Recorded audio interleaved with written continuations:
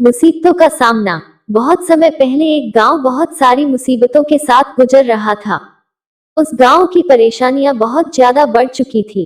सभी लोग इतने परेशान हो चुके थे कि वह अपनी परेशानी को दूर भी नहीं कर पा रहे थे।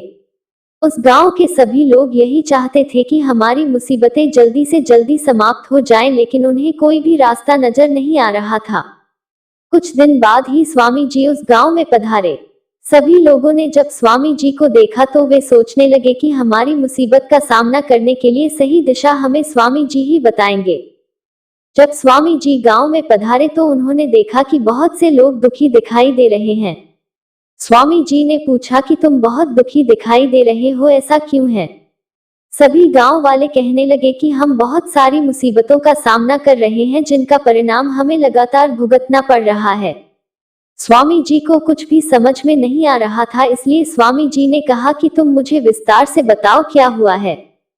तभी कुछ गांव वाले कहने लगे कि यहाँ पर एक शेर रहता है जो किसी पर भी हमला करके उसे ले जा सकता है, इसलिए कोई भी अपने कार्य को करने के लिए बाहर ही नहीं निकलता, क्योंकि शेर बाहर घूमता रहता है और वह मौका देखकर किसी को भी मार सकता है।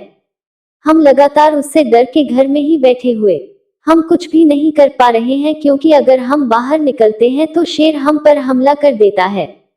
इसलिए शेर को मारने के लिए एक भी हमारे पास कोई व्यक्ति ऐसा नहीं है जो इस कार्य को पूरा कर सके। जब स्वामी जी को पूरी बात पता चली तो स्वामी जी ने कहा कि कल सुबह ही हम एक साथ यहाँ पर मिलेंगे और उस शेर को भी देखेंगे कि वह किस पर हमला करता है। लेकिन कुछ गांव वाले कहने लगे कि आप शेर का सामना कैसे कर पाएंगे?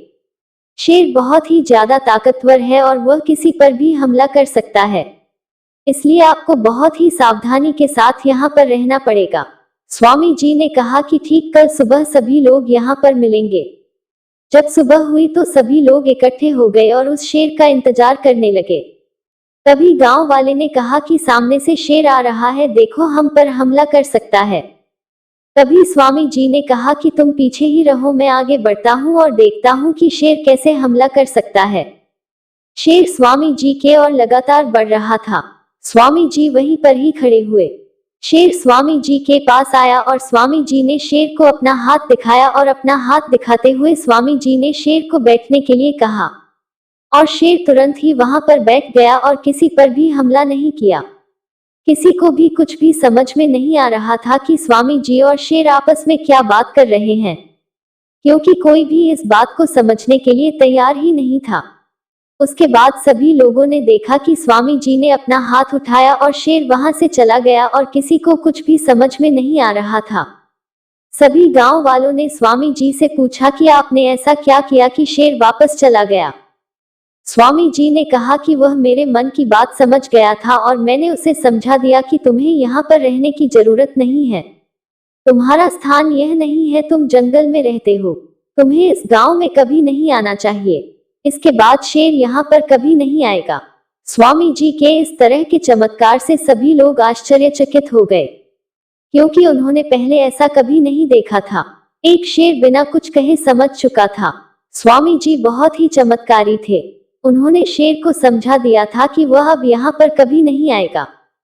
सभी लोगों ने स्वामी जी से बहुत सारी शिक्षाएं ली और उनसे जीवन में आगे बढ़ने के लिए बहुत सारे रास्ते पूछे। स्वामी जी ने सभी लोगों को समझाया कि जीवन में कभी भी नहीं घबराना चाहिए, चाहे आप कितनी भी मुसीबत में हो। अगर आप अपनी मुसीबतों को कम करना चाहते हैं तो जीवन में हमेशा अच्छे कार्य करते हुए आगे बढ़ना चाहिए। जो लोग मुसीबत से घबराकर पीछे हट जाते हैं जीवन में कभी कुछ नहीं कर पाते, और जो मुसीबतों का सामना कर लेते हैं वही जीवन में आगे बढ़ जाते हैं।